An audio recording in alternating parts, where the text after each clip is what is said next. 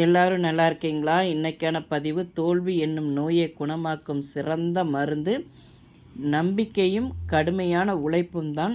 இது அப்துல் கலாம் ஐயாவுடைய பொன்மொழிகள். ஐயா பார்க்காத தோல்விகள் இருந்திருக்காது வாழ்க்கையில். அவர் அந்த தோல்விகளெல்லாம் கடந்து இன்னைக்கு பெரிய சாதனையாளர். அவருடைய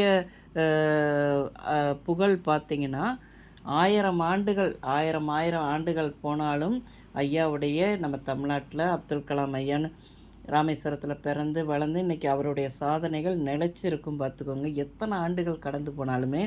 ஏன்னா ஐயா மாதிரி தாங்க நம்ம இருக்கணும். எவ்வளோ தோல்விகள் வந்தாலும் நம்ம அதை கடந்து போயிட்டே இருக்கணும். அதாவது பார்த்திங்கன்னா தோல்வி ஏற்பட்டுச்சே அப்படின்னு சொல்லிட்டு நம்ம கவலைப்படக்கூடாதுங்க. அதிலும் ஏதாவது நன்மை நமக்கு இருக்குன்னு தான் நம்ம நினைக்கணுமே தவிர அதை நினச்சிட்ருக்கக்கூடாது. நான் இப்பயும் இதுவும் கடந்து போகும் அப்படிங்கிற ஒரு இதில் தான் நம்ம இருக்கணும். நம்பிக்கை இழந்துடக்கூடாது. எல்லாம் நன்மைக்கே அப்படின்னு நினச்சி நம்ம போயிட்டுருக்கணும் பார்த்துக்கோங்க. நம்பிக்கையே நம்ம அதில் இருந்து வெளியே வர்றதுக்கு நம்பிக்கையோடும் வைராக்கியத்தோடும் செயல்பட்டோம்னா வாழ்க்கையில் வெற்றி நிச்சயம்.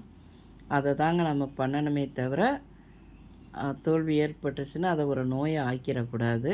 இதிலேருந்து விடுபட்டு போயிடணும்.